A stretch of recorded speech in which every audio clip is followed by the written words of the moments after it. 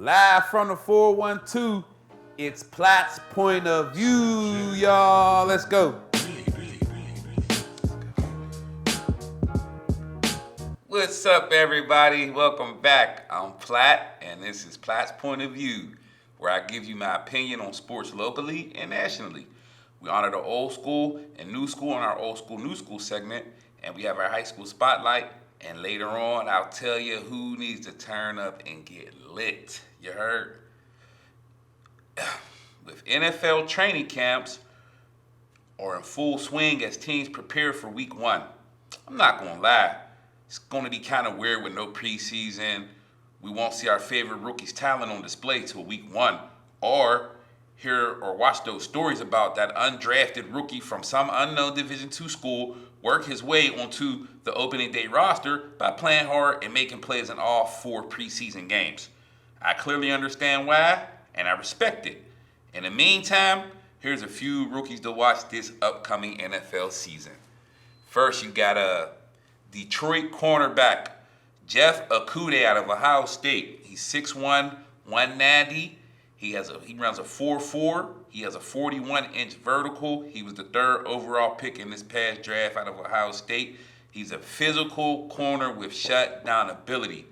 Great length, a terrific athlete who should become a household name in due time. So Jeff Okudah, Detroit, yeah, he got a good quality shutdown corner, and I'm expecting big things out of him. So pay attention, Detroit corner. Next, you got my guy, rookie outside linebacker from Arizona, Isaiah Simmons, freak of nature. At 6'4", 235 pounds, 4.3 speed with a 39-inch vertical. His sideline to sideline speed is remarkable. With a unique skill set, Simmons should help the Cardinals improve on defense immediately.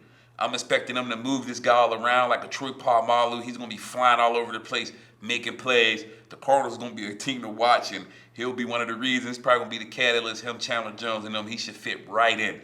So keep an eye on Isaiah Simmons. Next up, one of my diamonds in the rough, one of my draft sleepers, Buffalo running back Zach Moss out of Utah. Moss is a tough, physical inside runner. He's a grinder, he's a workhorse, and he should see a lot of playing time and possibly splitting carries with scat back Devin Singletary. I think Zach Moss' development is crucial for the Bills' running game and running back Devin Singletary's success. Zach Moss, he kind of runs a little bit. He has a little Marshawn Lynch in him, so keep an eye on him. I'm very high on him. And it wouldn't surprise me if at the end of the season he has more carries than Singletary. Like I said, he's a grinder. He runs very good inside and between the tackles. He'll run you over. You know, he's a grinder. He gets chunk yards, 10 yards, 5 yards, 7 yards, 12 yards, 8 yards. He's one of those type of running backs. So keep an eye on Zach Moss in Buffalo. It's my guy. And last but not least, how about Miami quarterback Tua Tagovailoa? Teammates are already gravitating to Tua. I guess he's just a likable human being, I guess. Once Tua gets comfortable and the coaches see enough progress over these next couple weeks, the Tua Tagovailoa era will begin in Miami. And I'm thinking rather sooner than later. I cannot wait to see this lefty under center. He has a crazy arm, and I expect big things, and I think he's going to be one of the top rookies this season coming up. So Tua Tagovailoa, if he's healthy, watch out. Next up, let's talk about my guy, Big Ben Roethlisberger. With Big Ben being hurt majority of last season, there's a lot of doubters. And everyone seems to be writing him off, which is insane to me.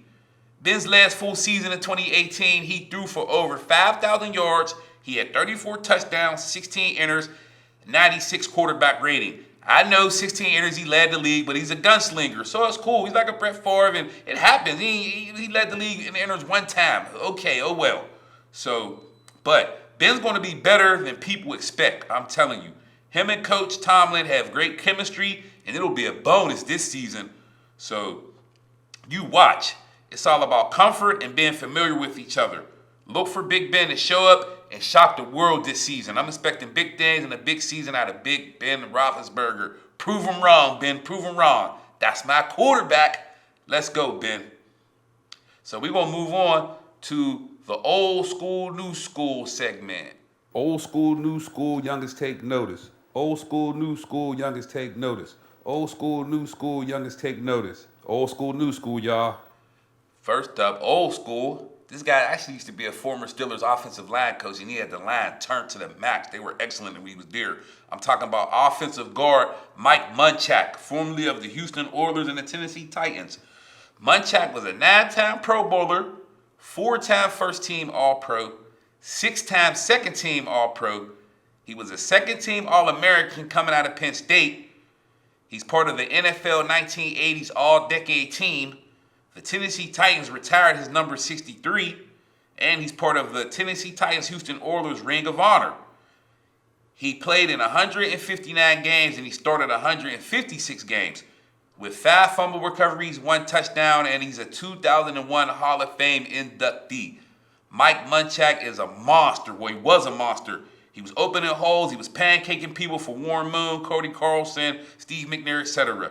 Yes, straight certified monster at offensive guard. And yeah, he pretty much carved out a good career as a coach, O-line coach. And yeah, the Denver Broncos, he have a good running game. He's currently the offensive line coach up there. So old school, Mike Munchak. New school, Quentin Nelson. Offensive guard, 6'5", 311 pounds out of Notre Dame. He plays for the Indianapolis Colts. Nelson is a 2-time Pro Bowler. He's a 2-time first-team All-Pro, and he's a Pro Football Writers Association. He was a Pro Football Writers Association All-Rookie team, pardon me. Quentin Nelson is probably the best guard in the NFL, and he's only been in the league for 3 years coming up. Last season, Nelson didn't allow a single sack, which is amazing. Quentin Nelson is an elite run blocker and pass protector with nice athleticism. Quentin Nelson is top dog, and I expect the Colts run game to be superb, at least in the top 5, basically due to him being the catalyst and being the lead dog up there. So yeah, Phillip Rivers, you probably won't get sacked as much messing with that guy. So Quentin Nelson, new school. Next up, we got some NFL training camp battles that I'm going to be keeping my eye on. So the first NFL training camp battle is the Chicago Bears. With the Chicago Bears, it'll be a lot of talk surrounding this quarterback battle in Chi-Town. Quarterback Nick Foles versus Mitchell Trubisky. Let's start with Nick Foles. Nick Foles won a Super Bowl MVP in this same offense. It was Philly's version. Current Bears head coach Matt Nagy, he worked with Foles in Philly and Kansas City. New Bears offensive coordinator Bill Lazor was Foles' quarterback coach in Philly in 2013 when Nick Foles passed for 27 touchdowns and only 2 enters that year. With the Chicago Bears staff being so familiar and having success with Foles, I give him the edge over Trubisky. I really like Nick Foles. He stay healthy.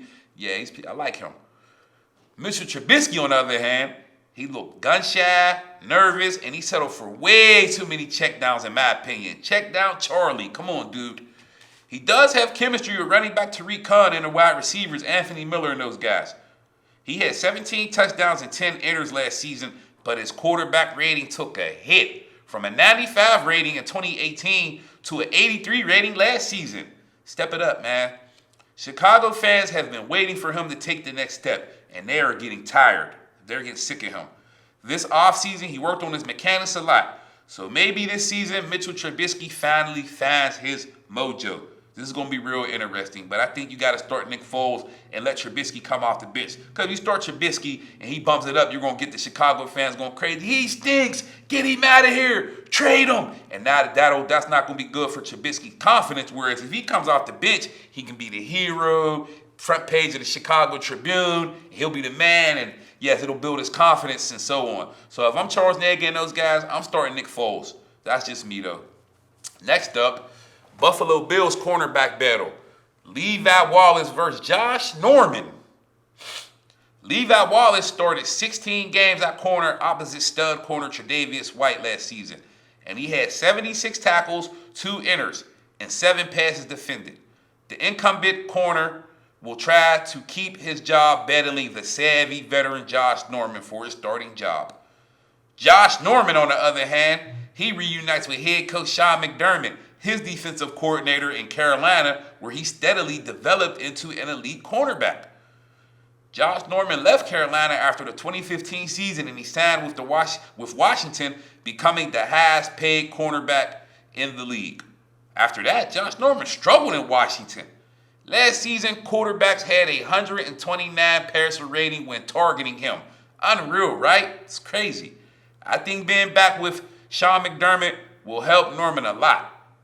Look for Josh Norman to have a bounce-back season and win this cornerback battle in Buffalo. Josh Norman. Next up, last but not least, who's going to be the Steelers' other receivers besides Juju? The Steelers' second and third receiver. You got Deontay Johnson, James Washington, and rookie Chase Claypool all battling. Juju will be starting at the number 1 receiver spot. The question is, who will be opposite him as the number 2 and number 3 receiver? So let's start with my man, James Washington, who led the team in receiving last season, and he's steadily developing into the explosive wide receiver we saw at Oklahoma State. James Washington, let's go. You're my favorite, you and Deontay Johnson. I like this receiving core a lot. So yeah, James Washington. Next up, my guy just said his name, Deontay Johnson. He's an excellent route runner with moves who will challenge Juju as the number 1 receiver this year. He led all rookie wide receivers in catches, and he had a punt return touchdown in Arizona. I expect Johnson to have 1,000 yards plus this season. Deontay Johnson, I expect a breakout season from him, and I think he's going to be the lead dog out of the receivers this year. Next up, how about Chase Claypool? This 6'5", 240-pound specimen, 4.4 speed, has some people reminiscent of Megatron. Not saying he's Megatron, but you see the skill set and you understand.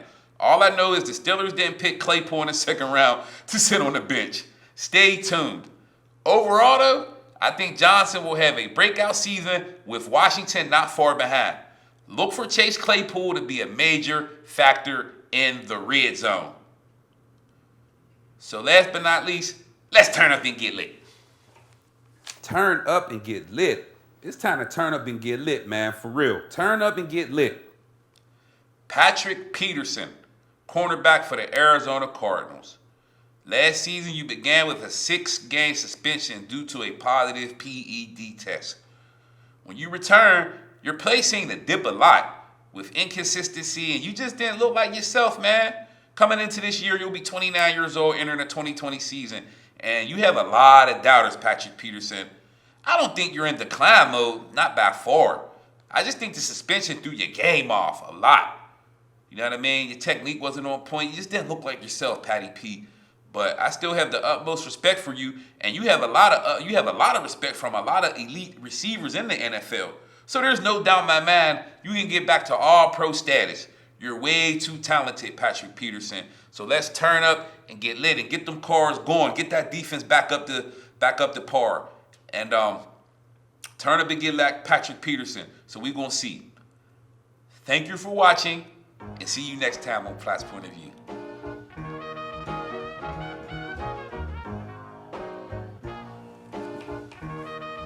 CJ on the